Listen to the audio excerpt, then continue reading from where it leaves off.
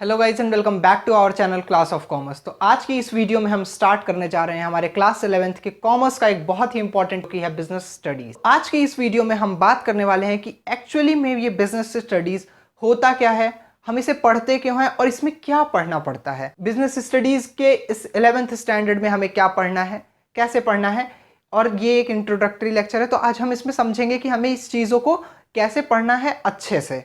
तो चलिए शुरू करते हैं।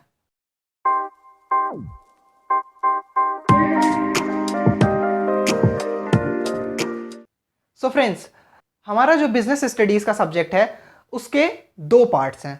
दो पार्ट यानी कि एक पार्ट जो है वो हमारा वो पार्ट ए है, that is foundation of business.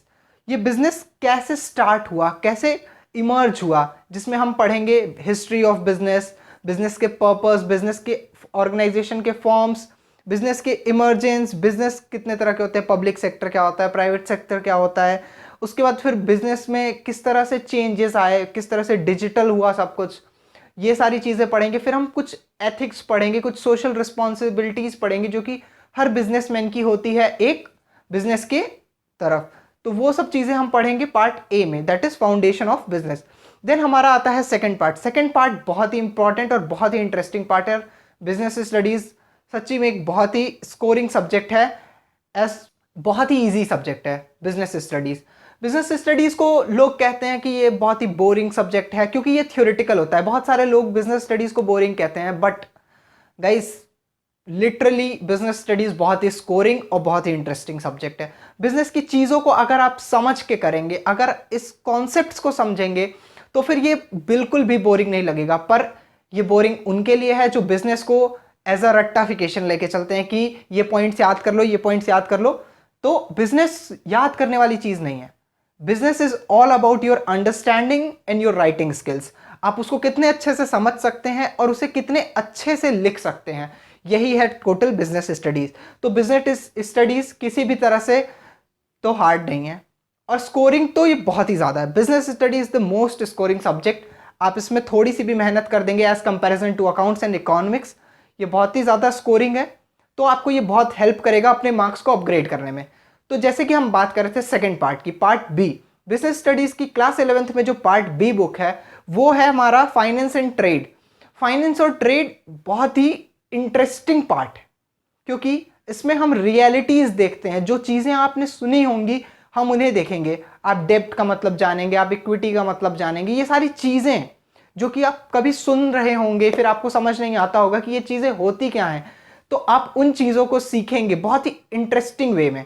तो ये सब चीज़ें आपकी कवर होंगी पार्ट बी में। तो गाइस, बिजनेस स्टडीज़ अभी भी बता रहे हैं, कोई भी मुश्किल सब्जेक्ट नहीं है और बिल्कुल भी बोरिंग नहीं है। बस इसे समझते चलना है।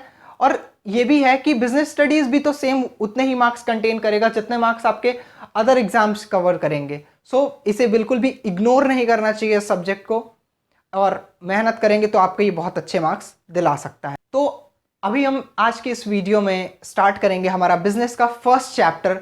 इस चैप्टर में एज अ इंट्रोडक्शन स्टार्टिंग में हम लेंगे कि बिजनेस क्या होता है, बिजनेस कितने, बिजनेस में एक्टिविटीज कौन सी होती हैं, बिजनेस किसको कहेंगे हम, और बिजनेस में क्या क्या आता है। वीडियो में हम इस चैप्टर का स्टार्टिंग का पोर्शन कवर करेंगे। So friends, now let us start with our first chapter of the business studies, that is evolution and fundamentals of business.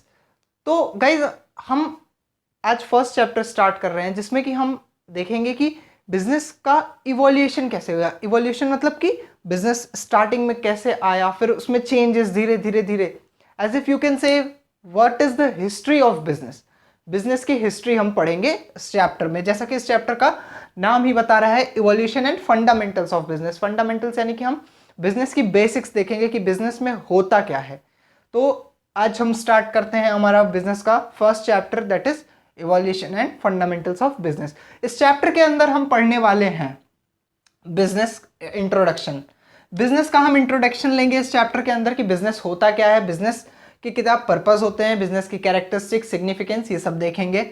उसके बाद हम देखेंगे कि बिजनेस को क्लासिफाई करते हैं 3 एक्टिविटीज में। बिजनेस को क्लासिफाई करते हैं हम 3 एक्टिविटीज में। उन एक्टिविटीज के बारे में हम पढ़ेंगे इसी चैप्टर में। उसके बाद हम देखेंगे कि वो एक्टिविटीज़ होती क्या हैं, उन एक्टिविटीज़ के बारे में पढ़ेंगे और उनका कंपैरिजन करेंगे। फिर देन आता है हमारा हिस्ट्री ऑफ बिजनेस, जो कि हम इवोल्यूशन की बात कर रहे थे कि बिजनेस इमर्ज हुआ है, बिजनेस स्टार्ट कैसे हुआ, उस हिस्ट्री के बारे में हम इसमें पढ़ेंगे कि हिस्ट्री ऑफ कॉमर्स, कॉमर्स की स्टार्टिंग कहाँ से हुई, that is history of commerce in India. उसके बाद फिर हमारा नेक्स्ट लास्ट पार्ट आता है बिजनेस रिस्क। बिजनेस रिस्क हमारा इस चैप्टर का लास्ट टॉपिक होगा, जो कि हम पढ़ेंगे इस वीडियो के 4th पार्ट में। बिजनेस रिस्क में हम देखेंगे कि बिजनेस में रिस्क क्या क्या होते हैं, उस रिस्क की वजह से कॉजेज क्या क्या होते हैं एंड ऑल। तो गाइस आज की इस वीडियो में हम कवर करने जा रहे हैं हमारा first concept, that is business and introduction, जिसमें कि हम देखेंगे और समझने की कोशिश करेंगे कि बिजनेस क्या होता है। तो चलिए शुरू करते हैं। सो गाइस स्टार्ट करते हैं हमारे बिजनेस के कॉन्सेप्ट से। सबसे पहले हमें ये समझने की ज़रूरत है कि ह्यूमन कुछ ना कुछ एक्टिविटीज़ परफॉर्म करते रहते हैं अपनी डे टू डे लाइफ में। आज के वर्ल्ड में सब कोई बिजी है अपना कुछ ना कुछ वर्क करने में। तो जितनी भी एक्टिविटीज़ एक ह्यूमन बीइंग परफॉर्म करता है वो सारी एक्टिविटीज़ आती हैं ह्यूमन एक्टिविटी के अंदर। तो हमारा पहला टॉपिक है ह्यूमन एक्टिविटी। ह्यूमन एक्टिविटी क्या होती हैं? जो भी एक्टिविटी ह्यूमन बीइंग परफॉर्म करता है अपनी रिक्वायरमेंट्स को मीट करने के लिए, any activity that a human being performs to meet his requirement is called human activity. For example, if a person is busy in producing things, अगर कोई person है वो मैन्युफैक्चरिंग का काम करता है, वो इंडस्ट्री सेटअप किया है, वो उस इंडस्ट्री में कुछ मैन्युफैक्चरिंग का काम करता है, तो वो भी एक एक्टिविटी है। एक पर्सन है वो एनजीओ में काम करती है, एनजीओ में वो गरीब बच्चों के लिए कुछ कपड़े या खाने वाने का, तो वो एक एनजीओ रन करते हैं, ये भी एक एक्टिविटी है। एक पर्सन है जो होटल में वेटर है, जो होटल में चीज़ें सर्व कर रहा है, वो भी एक एक्टिविटी है। तो ये सारी एक्टिविटी जो भी ह्यूमन बीइंग परफॉर्म करता है टू मीट हिज रिक्वायरमेंट। तो ह्यूमन की बेसिक रिक्वायरमेंट क्या होती है? Food, shelter and clothing. तो यही 3 बेसिक रिक्वायरमेंट को मीट करने के लिए कोई भी ह्यूमन एक्टिविटी करता है। और भी सारी रिक्वायरमेंट हो सकती हैं पर बेसिक रिक्वायरमेंट यही होती हैं, क्लॉथिंग, शेल्टर एंड फूडिंग। तो ह्यूमन एक्टिविटीज को हमने समझा कि क्या होती हैं। जो भी एक्टिविटी ह्यूमन बीइंग परफॉर्म करता है वो सारी एक्टिविटीज ह्यूमन एक्टिविटीज कहलाती हैं। अब ह्यूमन एक्टिविटी के अंडर आती हैं 2 activities, that is economic activities and non economic activities. Human activities के अंदर 2 एक्टिविटीज आती हैं। वो क्या क्या एक्टिविटीज हैं? पहली है इकोनॉमिक एक्टिविटी और सेकेंड वन है हमारी नॉन इकोनॉमिक एक्टिविटी। आइए आप समझते हैं इकोनॉमिक एक्टिविटी क्या होती है और नॉन इकोनॉमिक एक्टिविटी क्या होती है। Economic activities are those activities whose objective is to earn money. Economic activities वो एक्टिविटीज होती हैं जिनका मेन ऑब्जेक्टिव क्या होता है? मनी अर्न करना। Main objective is to earn money. तो इकोनॉमिक एक्टिविटीज उन एक्टिविटीज को कहा जाता है जिन एक्टिविटीज का मेन मोटिव होता है मनी अर्न करना। मॉनेटरी बेनिफिट के लिए जो भी काम किया जाता है, जो भी वर्क किया जाता है, उन एक्टिविटीज को हम इकोनॉमिक एक्टिविटीज कहते हैं। अब इकोनॉमिक एक्टिविटीज भी 3 तरह की होती हैं। वो क्या क्या होती हैं? पहला होता है हमारा बिजनेस, दूसरा होता है प्रोफेशन और थर्ड होता है एम्प्लॉयमेंट। ये बिजनेस, प्रोफेशन और एम्प्लॉयमेंट ये तीनों किस कैटेगरी में आते हैं? इकोनॉमिक एक्टिविटीज की कैटेगरी में। तो अब आपको समझ में आया होगा कि हम बिजनेस का कॉन्सेप्ट पढ़ने से पहले एक्टिविटीज क्यों समझे, क्योंकि बिजनेस जो है वो इकोनॉमिक एक्टिविटी के अंडर आता है। बिजनेस जो है वो इकोनॉमिक एक्टिविटी के अंदर आता है। इसी वजह से सबसे पहले हमने पढ़ा ह्यूमन एक्टिविटी फर्दर डिवाइड हुई 2 कैटेगरीज में, economic activity and non economic activity. फिर हमने क्या पढ़ा? इकोनॉमिक एक्टिविटी क्या होती है। इकोनॉमिक एक्टिविटी के फिर अंदर हमने क्या पढ़ा? Business, profession and employment. तो इससे हमें पता चलता है कि बिजनेस एक कौन सी एक्टिविटी है? इकोनॉमिक एक्टिविटी है ह्यूमन एक्टिविटी के साथ साथ। यानी कि बिजनेस एक ह्यूमन एक्टिविटी तो है ही, क्योंकि ह्यूमन एक्टिविटी वो सारी एक्टिविटीज होती हैं जो कि एक ह्यूमन बीइंग परफॉर्म करता है। पर ह्यूमन एक्टिविटी के अंदर ये कौन सी एक्टिविटी है? Economic activity. यानी कि बिजनेस का मेन मोटिव क्या होता है? प्रॉफिट अर्न करना, मनी अर्न करना, अर्निंग करना। तो इसीलिए हम कहते हैं बिजनेस को एक इकोनॉमिक एक्टिविटी। देन उसके बाद सेकंड थी हमारी प्रोफेशन और थर्ड एम्प्लॉयमेंट।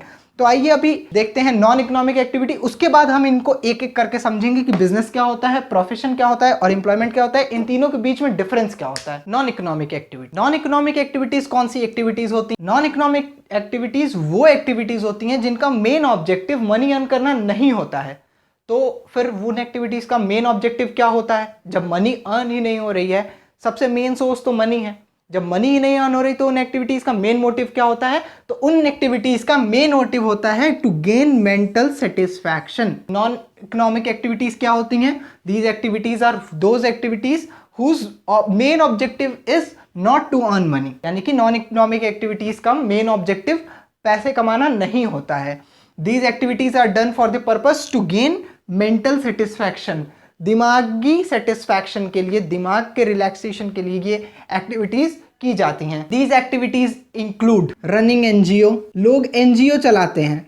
एनजीओ यानी कि गरीब बच्चों के लिए रखने के लिए रखते हैं, उनको खाना, उनका आगे का स्टडी, तो ये सब चीजें जिसमें कि कोई उनकी अर्निंग नहीं है। एनजीओ चलाना उनकी कोई अर्निंग नहीं हो रही है। एनजीओ चलाने में कैसे अर्निंग नहीं हो रही है? गरीब बच्चे हैं, वैसे ही आप गरीब बच्चों को रख रहे हो तो क्या आप उनसे पैसे चार्ज करोगे कि हम आपको रख रहे हैं तो हमें एक दिन का एटलीस्ट 100 रुपीज पर डे तो आप दोगे, और आपके स्कूल की स्कूलिंग फीस, तो इन सब के आप कुल मिला के चार्जेस हमें दोगे। आप ऐसा बोलोगे गरीब बच्चों को?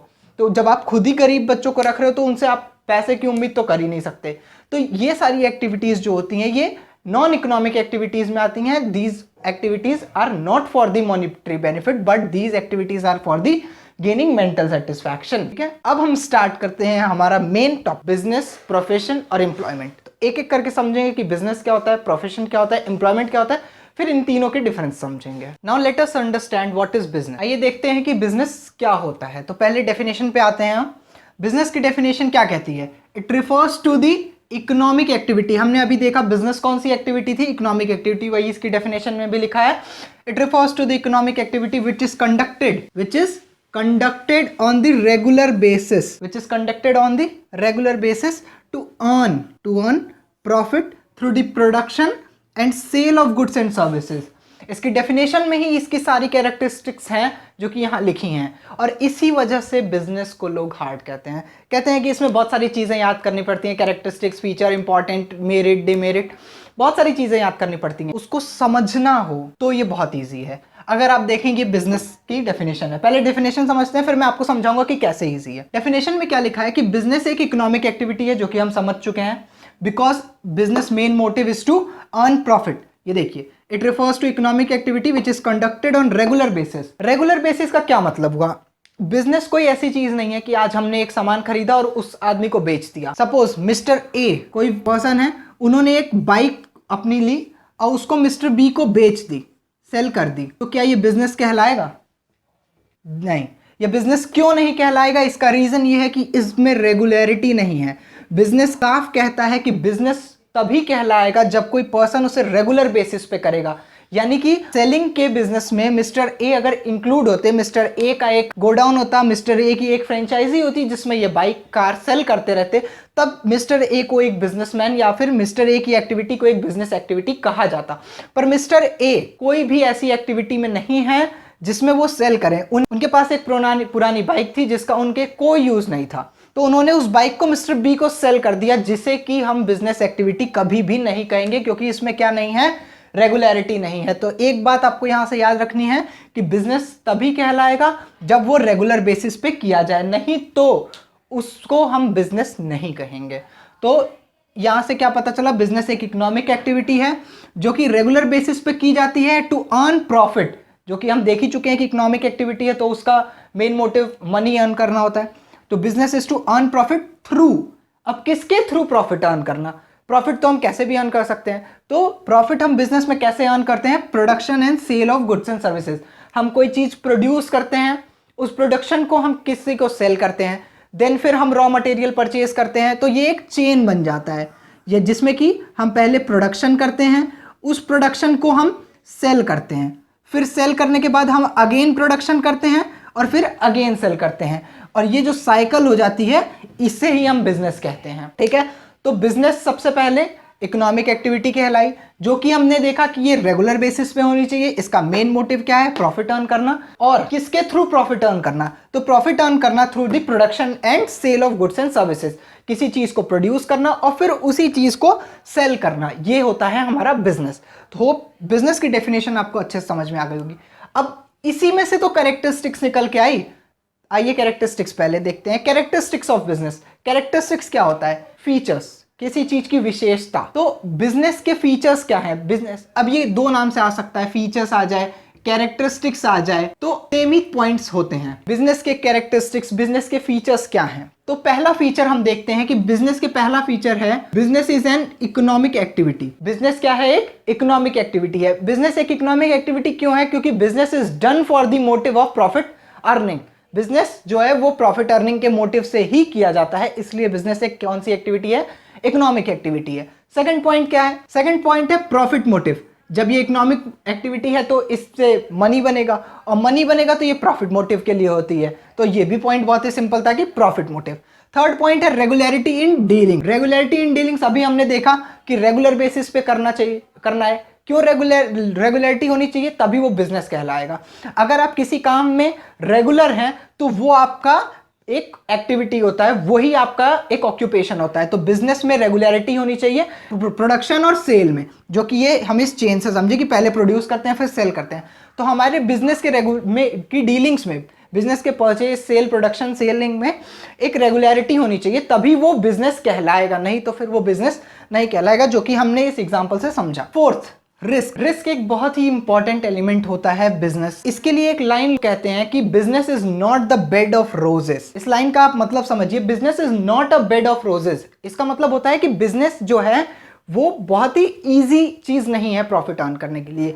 बिजनेस में बहुत ज्यादा रिस्क होता है, एलिमेंट ऑफ रिस्क बहुत ही ज्यादा हाई होता है, जिसकी वजह से इसका अर्निंग भी बहुत ज्यादा हाई होता है। तो इसके लिए एक लाइन आप लिख सकते हैं इसमें कि higher the risk higher the profit and lower the risk lower the profit. Business में बहुत ही ज्यादा रिस्क होता है प्रॉफिट होने का एज वेल एज लॉस होने का।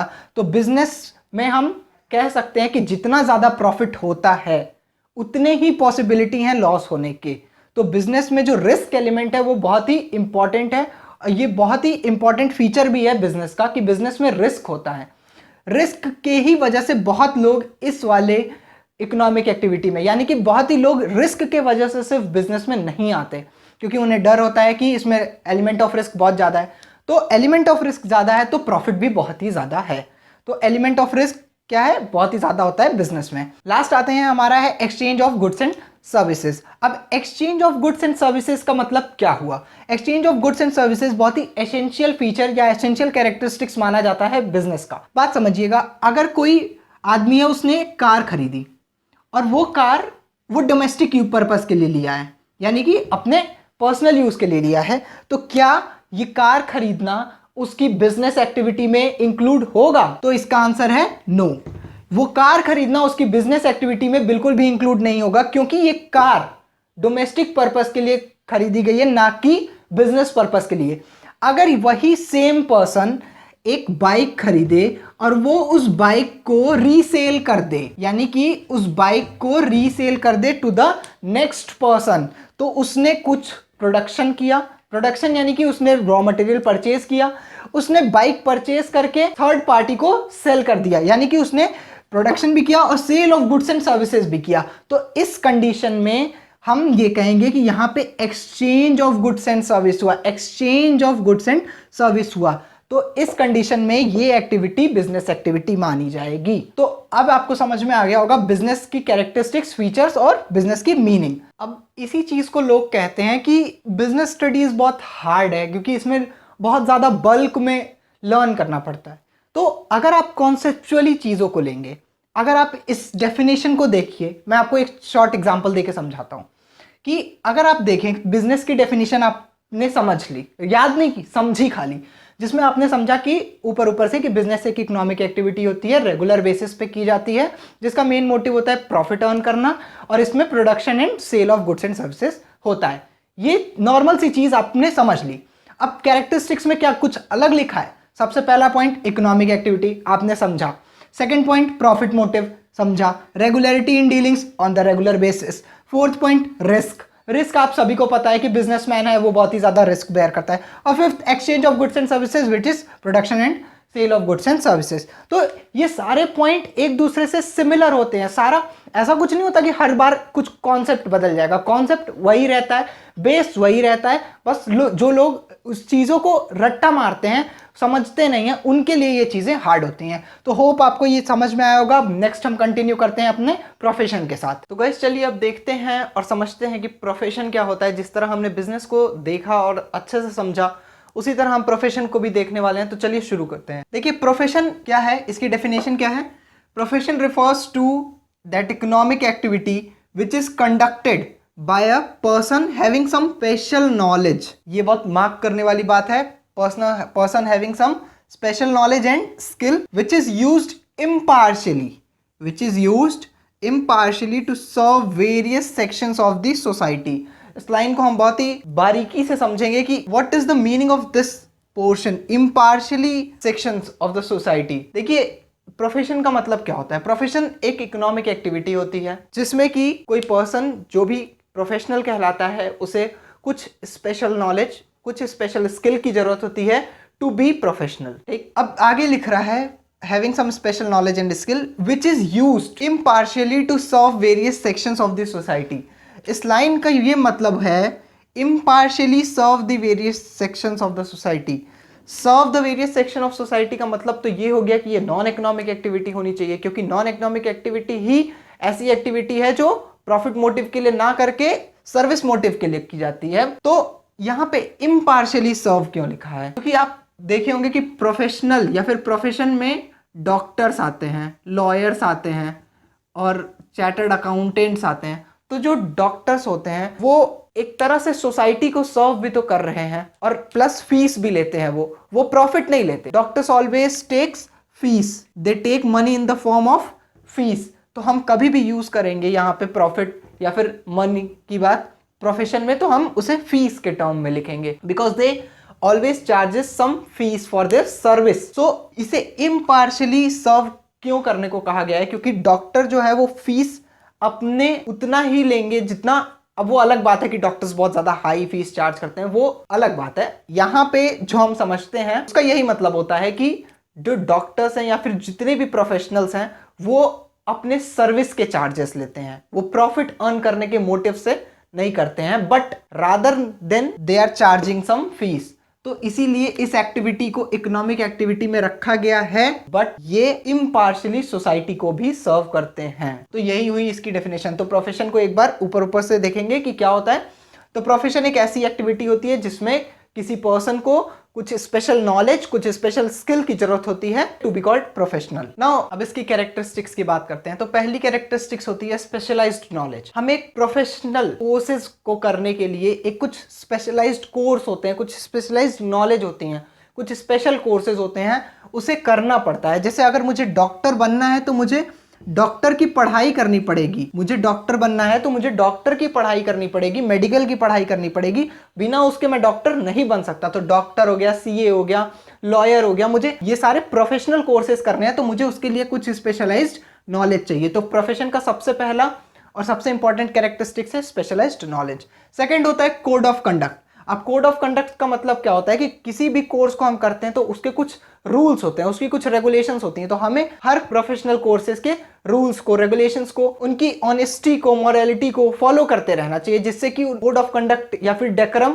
उस कोर्स का खराब ना हो। अगर आप डॉक्टर हैं तो आपकी प्रायोरिटी क्या होनी चाहिए कि आपको फर्स्ट पेशेंट को सर्व करना है, तो ये आपको काइंड बिहेव करना है पेशेंट्स के साथ। तो ये सब कोड ऑफ कंडक्ट में आता है। उसके बाद थर्ड है हमारा सर्विस मोटिव। थर्ड क्या है हमारा सर्विस मोटिव।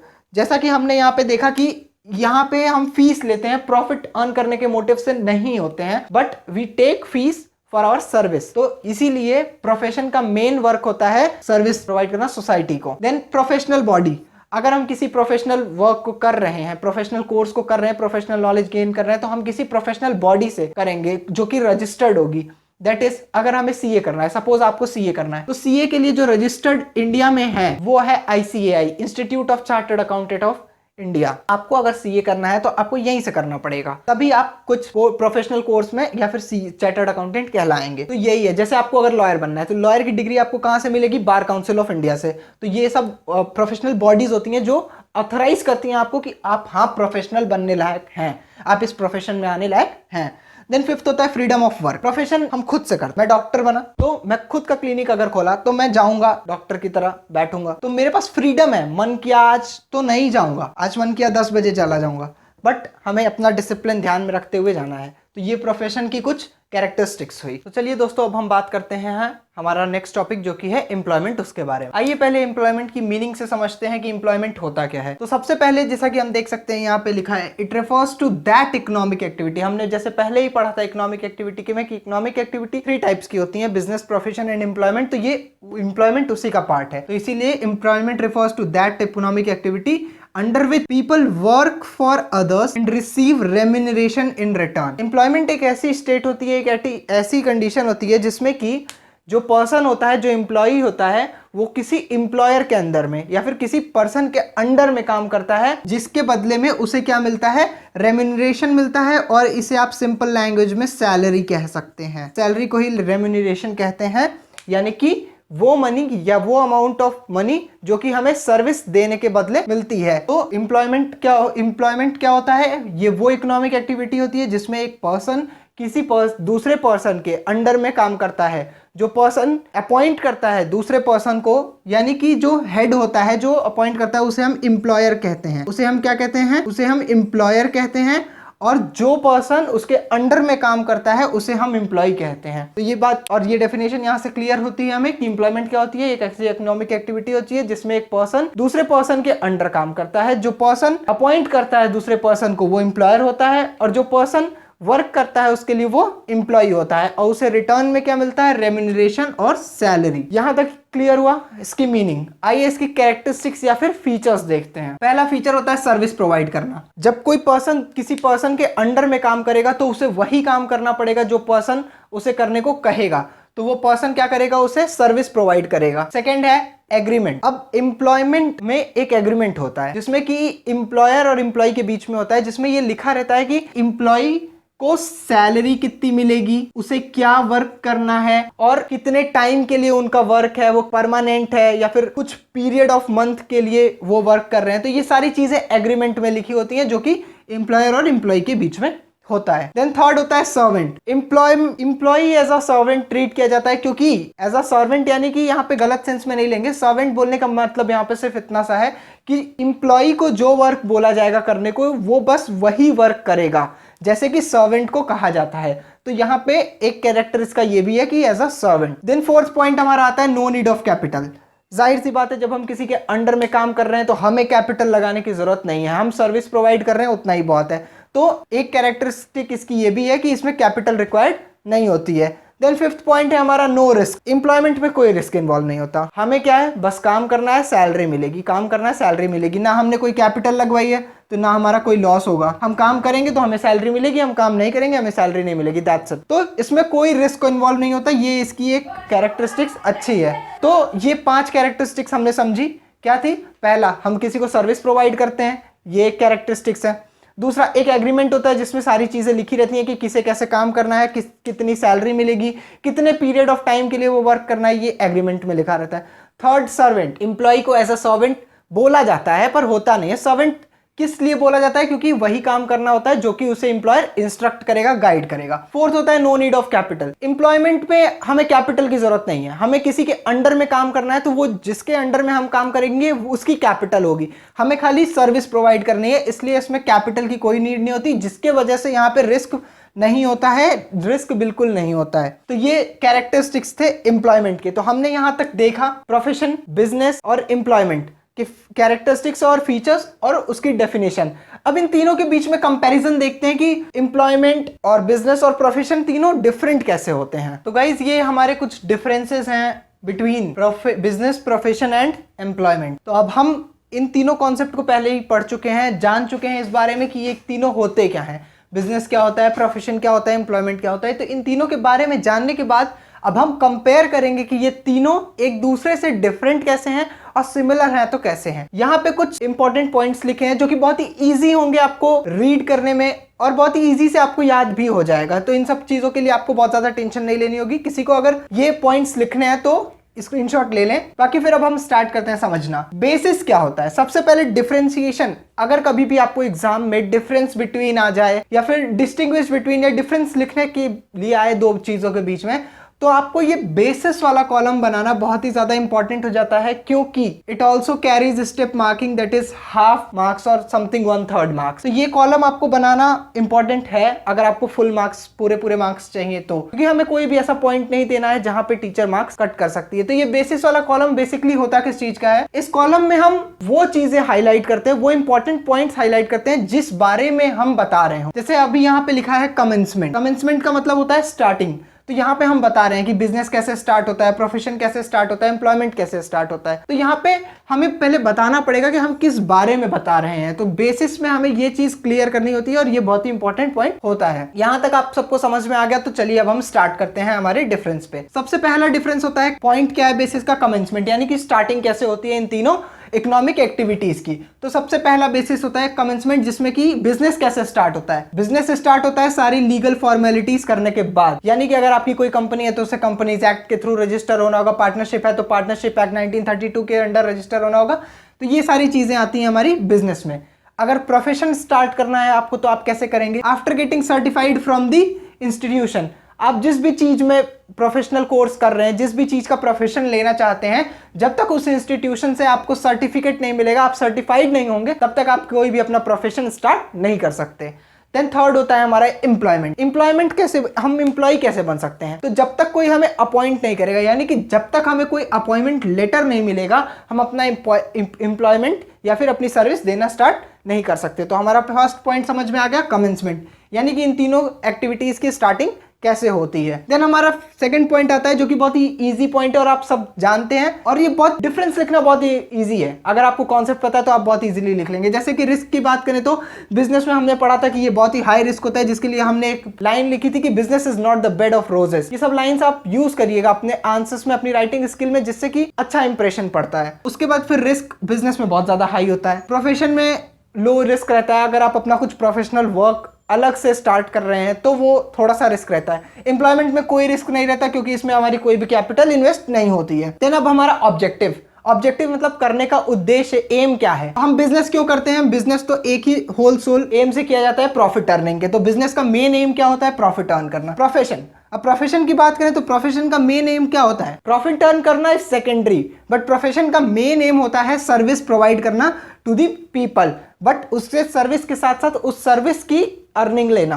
तो इसमें क्या होता है, प्रॉफिट अर्न थ्रू सर्विस, हम सर्विस दे के पैसा या फिर मनी अर्न करते हैं। और एम्प्लॉयमेंट में हमारा ऑब्जेक्टिव क्या होता है, सैलरी अर्न करना, मनी अर्न करना through service. Then fourth point आता है हमारा code of conduct. Code of conduct मैंने बताया था कि हर चीज का कोई कोड ऑफ कंडक्ट होता है, कुछ डिसिप्लिन होते हैं, कुछ रूल्स होते हैं, कुछ रेगुलेशंस होती हैं, उसे फॉलो करना होता है। तो देखिए बिजनेस में कोई कोड ऑफ कंडक्ट नहीं होता, business has no code of conduct. आपका बिजनेस है, आप उसके मालिक हैं, आपको जैसा मन करे वैसा यूज करिए। देन सेकंड आता है प्रोफेशन। प्रोफेशन में कोड ऑफ कंडक्ट होता है, जिस भी प्रोफेशनल बॉडी से आप बिलोंग करते हैं, जिस भी प्रोफेशनल बॉडी से आप सर्टिफाइड हैं, उसके कोड ऑफ कंडक्ट आपको फॉलो करने होंगे। तो ये हो गया प्रोफेशन की बात। अब एम्प्लॉयमेंट में कोड ऑफ कंडक्ट होने की जगह क्या होता है, कॉन्ट्रैक्ट होता है। इस कॉन्ट्रैक्ट में जितनी भी चीजें होती हैं वो सारी चीजें मेंशन होती हैं कंपनी की, कि आपको ये करना है या ये नहीं करना है। तो एम्प्लॉयमेंट में कोड ऑफ कंडक्ट की जगह कॉन्ट्रैक्ट होता है। चलिए लास्ट पॉइंट पे बढ़ते हैं हमारा, जो कि है क्वालिफिकेशन।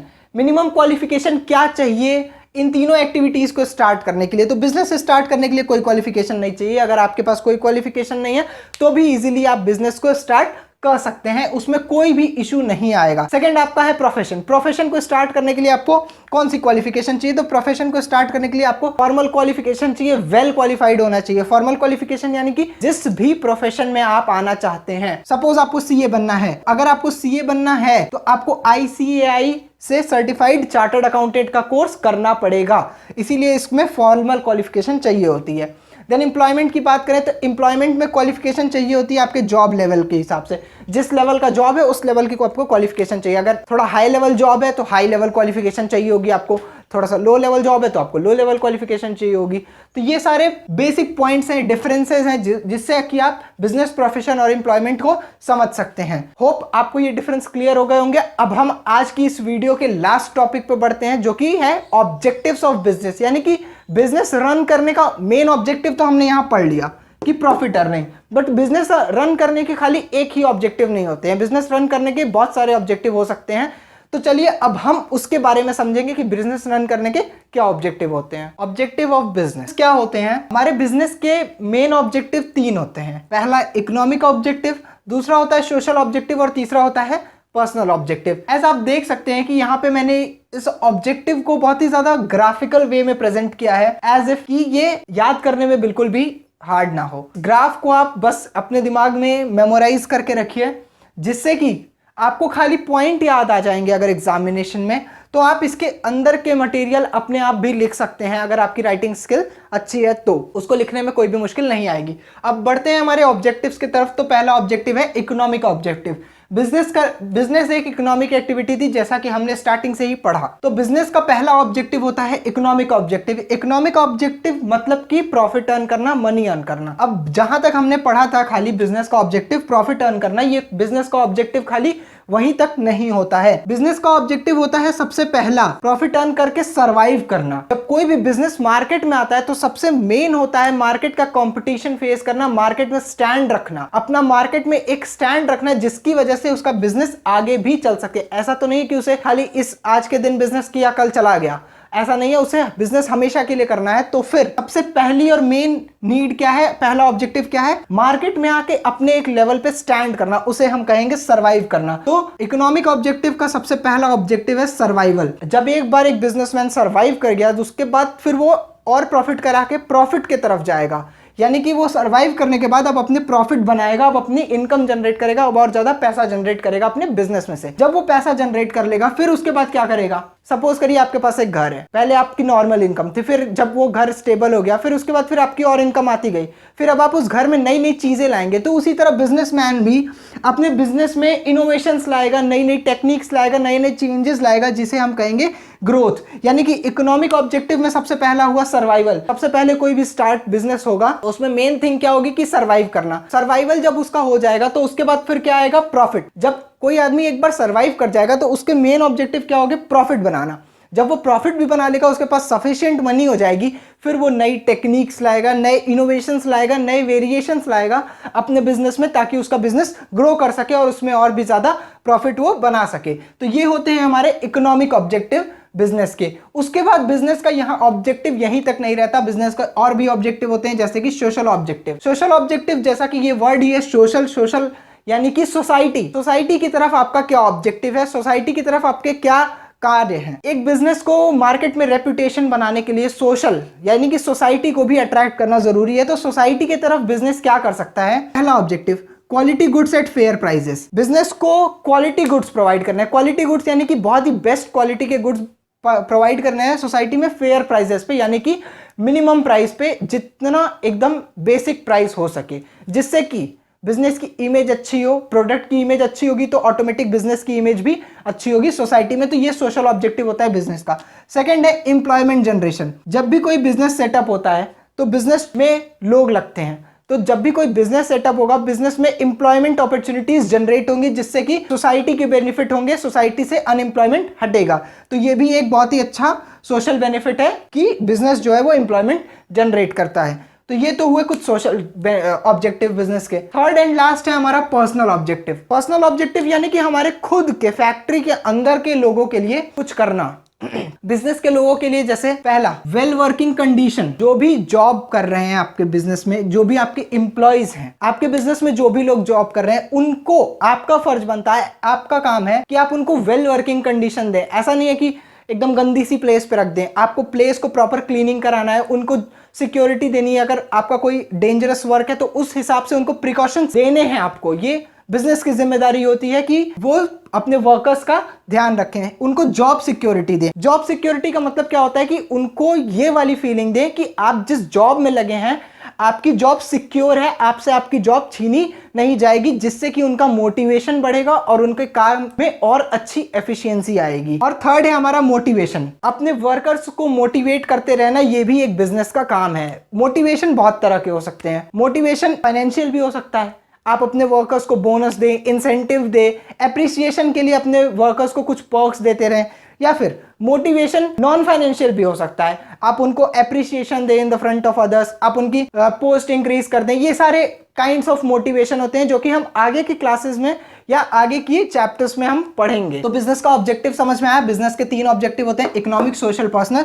इकोनॉमिक में 3 ऑब्जेक्टिव मेन होता है। सबसे पहला सर्वाइवल, जब तक बिजनेस सर्वाइव नहीं करेगा वो आगे नहीं बढ़ेगा। सर्वाइव करने के बाद वो प्रॉफिट अर्न करेगा और जब उसके पास मोर प्रॉफिट आ जाएगा तो फिर बिजनेस एक्सपैंड होगा, ग्रो होगा। सोशल ऑब्जेक्टिव में सोसाइटी की तरफ ध्यान देना रहता है और पर्सनल ऑब्जेक्टिव में अपने वर्कर्स के ऊपर ध्यान देना है कि उन्हें वर्किंग कंडीशन अच्छी लगी या नहीं। तो आज की इस वीडियो को हम यहीं तक रखते हैं क्योंकि हमारी वीडियो ऑलरेडी काफी लंबी हो चुकी है और यहाँ पे हमने पहले चैप्टर का बहुत ही अच्छा पोर्शन कवर किया है। अब मिलते हैं हमारी नेक्स्ट वीडियो में। तब तक के लिए अगर आपको ये वीडियो पसंद आई तो वीडियो को लाइक करिएगा, चैनल को सब्सक्राइब करिए अगर आप चैनल पे नए हैं और नोटिफिकेशन बेल आइकन को दबा दीजिए। अगर आपको कोई भी डाउट है इस वीडियो से रिलेटेड कमेंट सेक्शन में कमेंट करिए। Thank you.